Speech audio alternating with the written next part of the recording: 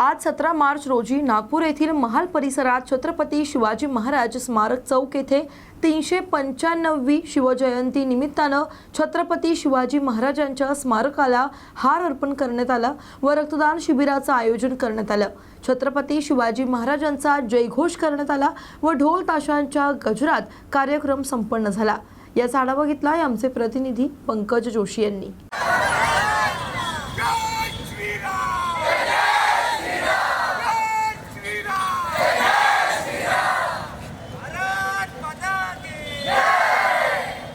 संत गजानन महाराज संस्थान दारवा येथे राज्याचे मृद व जलसंधारण मंत्री तथा यवतमाळचे पालकमंत्री संजय राठोड यांच्या प्रमुख उपस्थितीत मातोश्री विमलाबाई जनसेवा ट्रस्ट तर्फे दारवा वासियांच्या सेवेसाठी उपलब्ध करून देण्यात आलेल्या मोक्षधाम रथाचे विधिवत लोकार्पण करण्यात आले।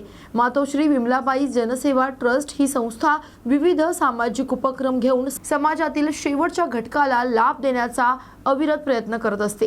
यापूर्वी सुद्धा या ट्रस्टच्या द्वारे आरोग्य शिबिरे, गरजू रुग्णांच्या मोफत आरोग्य तपासण्या व आयुर्वेदिक उपचार, रुग्णांना आरोग्य सेवा प्रदान करण्यात आल्या आहेत। संस्थेच्या अध्यक्षा कविता करोडदेव यांच्या माध्यमातून सामाजिक बांधिलकी जोपासत अविरतपणे त्यांचे कार्य नेहमी सुरू असते।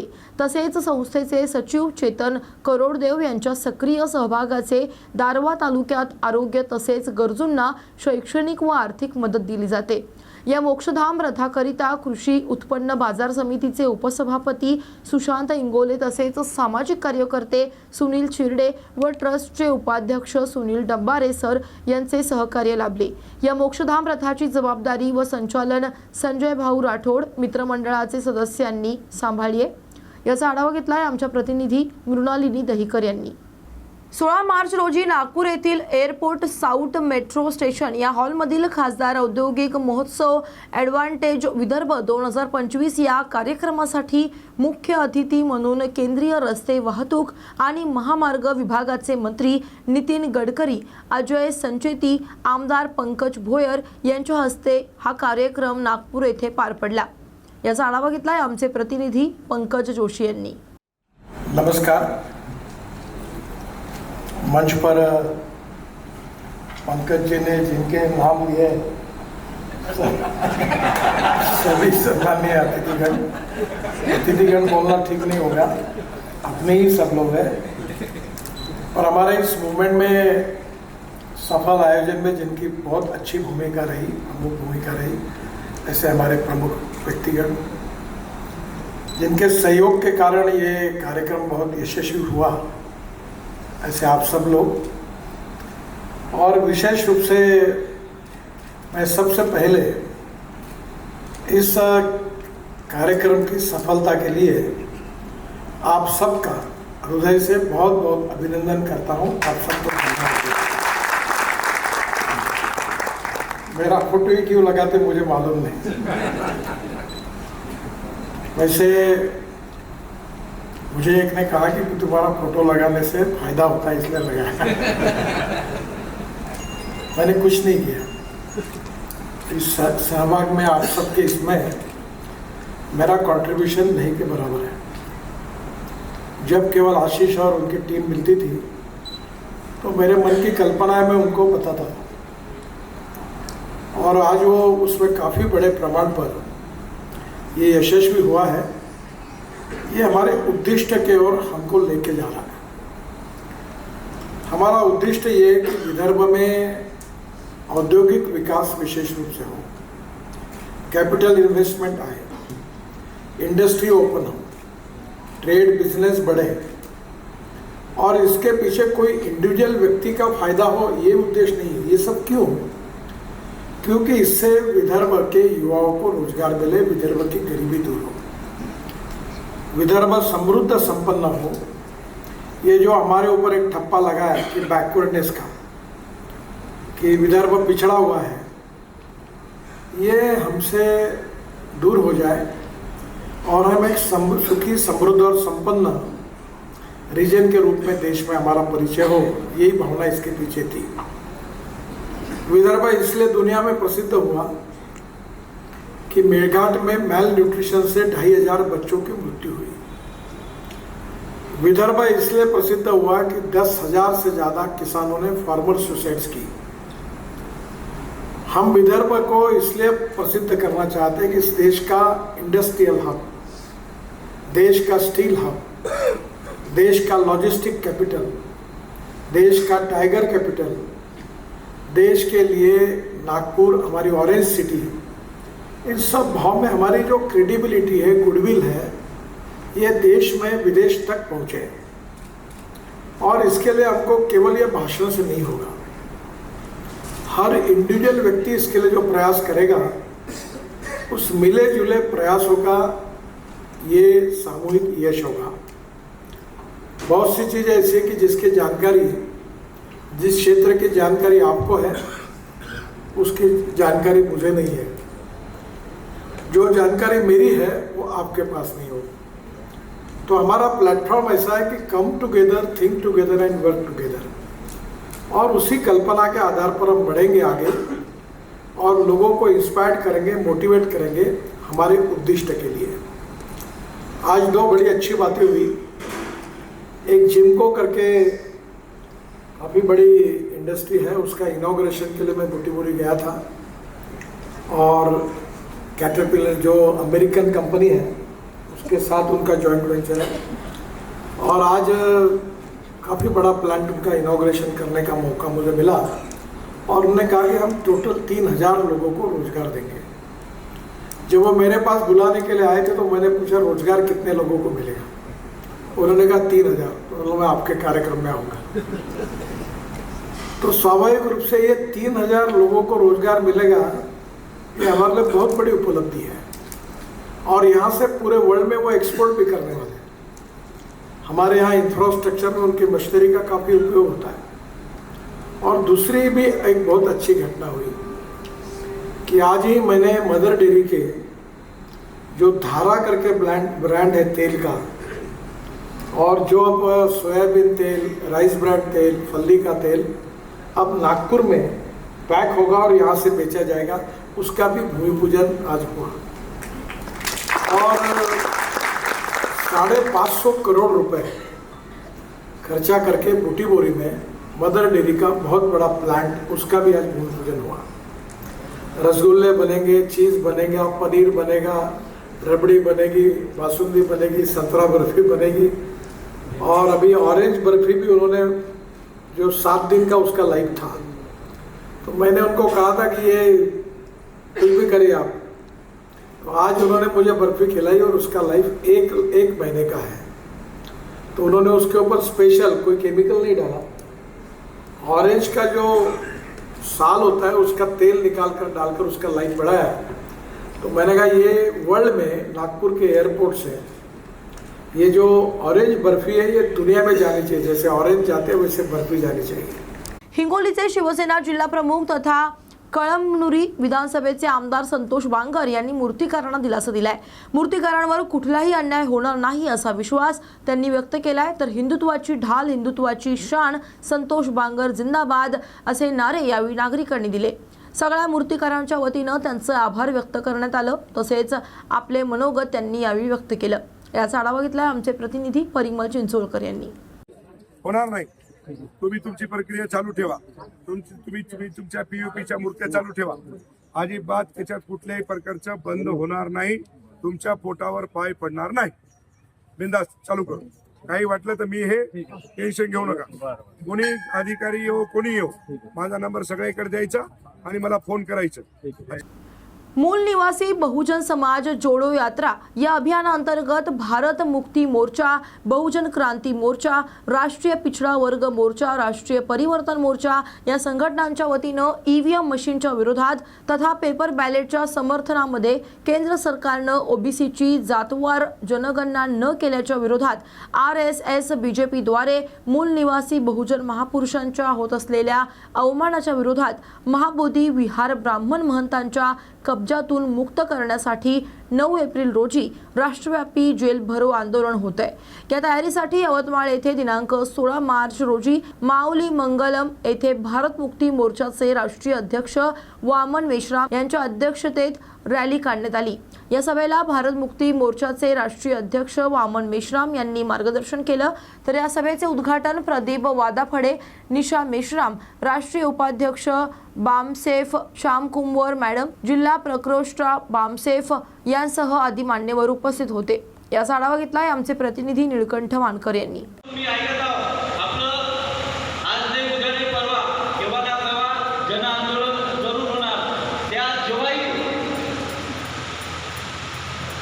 म्हणजे विचाराची लढाई विचारानं आणि म्हणजे ताकदीची लढाई ताकदीने द्यायचा विचार जेव्हा बी आला तेव्हा संभाजी ब्रिगेड नेहमी तुमच्या सोबत राहील एवढंच सांगतो आणि सांगतो. जय जिजाऊ जय श्री. भारत में दोस्त हम अस्तित्व में नहीं है. यहाँ की कानूनी व्यवस्था और चुनाव आयोग ये दोनों की तानाशाही, ये एकाधिकारशाही के जरिए ये लोकतंत्र को समाप्त करने का काम हो रहा है. और ये क्यों हो रहा है? ये क्या है, सच में और झूठ में जो दूरी है वो दूरी समझते हैं. सियासी हकीमों की मजबूरी भी हम समझते हैं. वो अपना हक समझते हैं निवाला छीन लेने को. अरे डकैती को भी बहुत से लोग मजबूरी समझते हैं करके हो रहा है. भारतीय घटना के आर्टिकल 324 के अंतर्गत, भारतीय घटना के 324 के अंतर्गत हर भारत का चुनाव कराने की जिम्मेदारी चुनाव आयोग की है. और इसका संचालन करने के लिए विधायिका द्वारा पीपल्स रिप्रेजेंटेटिव एक्ट 1951 बनाया गया. इसके तहत पूरा संचालन करना पड़ता है. और इसी कानून के 59 के तहत हर चुनाव में मतदाता अपना वोट बैलेट पेपर से देगा, ऐसा प्रावधान था. लेकिन प्रधानमंत्री इंदिरा गांधी जी जब 1982 में ईवीएम का इस्तेमाल करने के बारे में अभिषेक मनु संघवी ने प्रस्ताव रखा और इस प्रस्ताव को अटल बिहारी वाजपेयी ने समर्थन किया और सीताराम येचुरी ने उसका स्वागत किया. जैसे कि कांग्रेस, बीजेपी और कम्युनिस्टों ने मिलकर आधुनिक मनुस्मृति यानी ईवीएम मशीन लाने का प्रस्ताव पारित किया. जैसे ही प्रस्ताव पारित किया तो समझो कि लहू में बिकी हुई आस्तीन जीत गई. लहू में बिकी हुई आस्तीन जीत गई. चुनाव हार गए सो. चुनाव हार गए सो. ईवीएम मशीन जीत गई. ये जैसे ही ठराव पारित हुआ तब से हम सब चुनाव हार गए और ईवीएम मशीन जीत गई. ईवीएम मशीन ये पूरे भारत के चुनाव में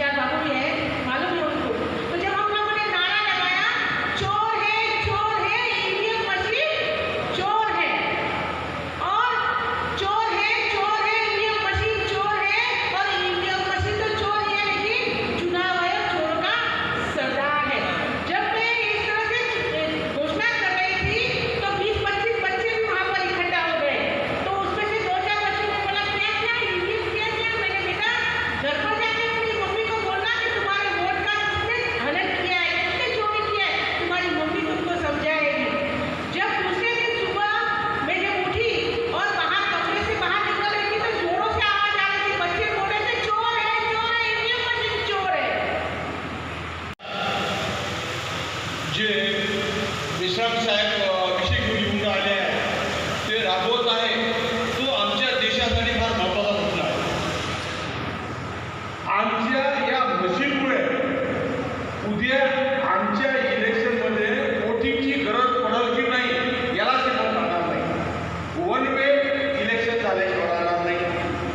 म्हणून आम्ही बहुजन सर्वांनी वामनराव देशमुख साहेबांसोबत राहिलं पाहिजे, यांना सपोर्ट दिला पाहिजे. दुसरा विषय आहे जनगणना. आम्हाला कळलं पाहिजे आमच्या देशात कोणत्या कोण्या जातीची किती लोकसंख्या आहे हे माहीत व्हायला पाहिजे. आमच्या देशावर 2-3% लोकांचं वर्चस्व आहे, ते जे चालवत आहे, म्हणून हे आम्ही समजलं पाहिजे. आणि जनगणनेसाठी आम्ही देशासोबत राहिलं पाहिजे. आणि सर्व बहुजनांनी जातपात विसरून या विषयावर आपण देशासोबत बसलं पाहिजे. आम्ही जर यावेळेस त्यांच्यासोबत राहिलो नाही, एक दिवस हे सर्व पक्ष आहे ना याची गरज नाही पडणार. कारण युवपक्षीने ठरवणारे कोणाला निवडून द्यायचं, कोणाला नाही करायचं. म्हणून माझी सर्वांना विनंती आहे, विश्राम साहेबांचे जे प्रोग्राम्स आहेत ते देशाला योग्य आहे आणि सर्वांनी त्यासोबत राहिलं पाहिजे, भाग घेतला पाहिजे. तुम्ही सर्व विश्राम साहेबांना ऐकायला आलेले आहे, म्हणून मी माझे 2 शब्द होतो. धन्यवाद. धन्यवाद सर. 9 तारखेला जेल भरो आंदोलन आयोजित केलेलं आहे. ते जेल भरो आंदोलनाला साहेबांकडून आम्ही अपेक्षा करतो, वादावळे साहेबांकडून, की त्यांनी आमच्या पाठीशी उभं राहावं. धन्यवाद सर. यानंतर मी ईवीएम मशीन को हटाकर बैलेट पेपर से समस्त चुनाव कराने के लिए दूसरा विषय है ओबीसी की जाति आधारित एवं सभी जाति समूहों की जाति आधारित गिनती कराने के लिए. तीसरा विषय है आरएसएस और बीजेपी द्वारा मूल निवासी बहुजन महापुरुषों का घोर अपमान करने के विरोध में. साथियों, ये तमाम विषय आज यहाँ चर्चा करने के लिए रखे गए हैं. एक एक करके सभी विषयों पर मैं आप लोगों को कुछ बातें समझाना चाहता हूँ, कुछ बातें बताना चाहता हूँ. सबसे पहले हम लोगों को ईवीएम मशीन के बारे में जानने की और समझने की जरूरत है. ईवीएम मशीन की वजह से हम लोगों का उनका अधिकार समाप्त हो रहा है. वोट के अधिकार की वजह से चुनाव होते हैं. चुनाव की वजह से लोकतंत्र जिंदा होता है. यदि वोट का अधिकार समाप्त हो गया तो इसके ऊपर निर्भर जो लोकतंत्र है वो समाप्त हो जाएगा. और अगर ऐसा हुआ तो जिस वोट के अधिकार पर इस देश में सब कुछ चल रहा है, यदि वोट का अधिकार समाप्त हो गया तो संविधान ने आप लोगों को जो अधिकार दिए हैं, बहुत मौलिक बात मैं आप लोगों को बता रहा हूँ. संविधान ने आपको वोट का अधिकार दिया. यदि वोट का अधिकार समाप्त हो गया तो क्या होगा? वोट का अधिकार समाप्त होने की वजह से इस देश में चुनाव समाप्त हो जाएगा. और चुनाव समाप्त होने का मतलब ये है कि ये नामधारी दिखाई देगा. चुनाव हो रहा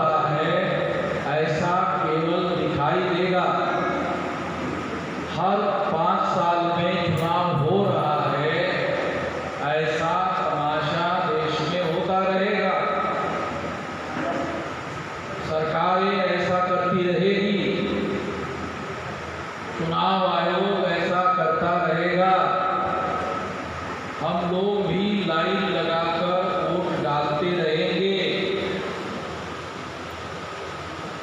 मगर ये केवल बाह्य स्थिति रहेगी, बाहरी दिखावा रहेगा, आंतरिक रूप से लोकतंत्र समाप्त हो जाएगा। और इसकी वजह से क्या होगा? इसकी वजह से वोट के अधिकार को प्रभाव शून्य करने की वजह से इस देश में लोकतंत्र रहता है। लोकतंत्र रहने की वजह से संविधान जिंदा रहता है। इसका मतलब ये है वोट के अधिकार के ऊपर संविधान का जिंदा रहना या मरना अवलंबित है। इतना मूल्यवान और महत्वपूर्ण अधिकार है। वोट के अधिकार पर अवलंबित है संविधान का जिंदा रहना। अगर वोट का अधिकार प्रभाव शून्य हो जाता है तो इस देश में संविधान लागू करने के लिए जो बहुमत की सरकारें बनती है वो बनना बंद हो जाएगा। और जब बहुमत की सरकारें बनना बंद हो जाएगा तो संविधान पर अमल करने का काम कौन करेगा? इसके बारे में हम लोगों को सोचने की जरूरत है। ये इस तरह का इतना गंभीर मामला है। वोट का अधिकार केवल वोट का अधिकार नहीं है। ये अधिकार हासिल करने के लिए हमारे महापुरुषों को कितना लंबा संघर्ष करना पड़ा। 1848 को ज्योतिराव फुले के द्वारा आधुनिक भारत में आंदोलन शुरू किया गया और 1956 तक बाबा साहब अम्बेडकर ने इस आंदोलन को आगे बढ़ाया। 48 से लेकर 56 तक 108 साल होते हैं। आप गिनती करो तो आपको पता चलेगा 108 साल होते हैं। 108 साल का संघर्ष करने के बाद हमारे महापुरुषों के आंदोलनों के द्वारा हमें वोट का अधिकार मिला और हमारे महापुरुष वोट के अधिकार से संतुष्ट हो गए। 108 साल का संघर्ष किया। 108 साल के संघर्ष के बदौलत वोट का अधिकार मिला और इस वोट के अधिकार से हमारे महापुरुष संतुष्ट हुए। यात्रेच्या निमित्तानं भारत मुक्ती मोर्चा, राष्ट्रीय पिछड़ा वर्ग मोर्चा, बहुजन क्रांती मोर्चा, राष्ट्रीय परिवर्तन मोर्चाच्या माध्यमातून या देशातील तमाम 85% बहुजन समाजाला जागृत करण्याच्या हेतूने, त्यांना जोडण्याच्या हेतूने आणि येणाऱ्या काळात जन आंदोलनाचा त्यांनी भाग व्हावा या हेतूने जी परिवर्तन यात्रा काढल्या गेली, त्या परिवर्तन यात्रेचे राष्ट्रीय संयोजक तथा जन आंदोलनाचे प्रवर्तक तुमचे आमचे सर्वांचे येणाऱ्या काळामध्ये उद्धारक आदरणीय वामनजी मेश्राम साहेब, तसेच निशा मॅडम साहेब आणि निशा मॅडम, तसेच गणपतरावजी गव्हाळे, अन्य विचारमंचावर उपस्थित सर्व पाहुणे मंडळी, आज नागपूर येथील महाल परिसरात छत्रपती शिवाजी महाराज स्मारक चौकात विश्व हिंदू परिषद व बजरंग दल यांच्या संयुक्त विद्यमाने महाराष्ट्र व गोवा राज्याचे क्षेत्र मंत्री गोविंद शेंडे व अमोल ठाकरे यांनी या आंदोलन यांचे नेतृत्व केले। छत्रपती शिवाजी महाराजांवर अनैतिक अत्याचार करून त्यांची हत्या करणाऱ्या औरंगजेबाची कबर महाराष्ट्राच्या पावन भूमीवरून हटवण्यासाठी विश्व हिंदू परिषद यांच्या मार्गदर्शनाखाली आंदोलन करण्यात आलं। तसेच जिल्हाधिकाऱ्यांमार्फत मुख्यमंत्र्यांना निवेदन देणार आहेत। या निमित्तानं या सभेचं आयोजन करण्यात आलं होतं। यावेळी औरंगजेब याच्या फोटोला चप्पलीने मारहाण करण्यात आली। याचा आढावा घेतलाय आमचे प्रतिनिधी पंकज जोशी यांनी।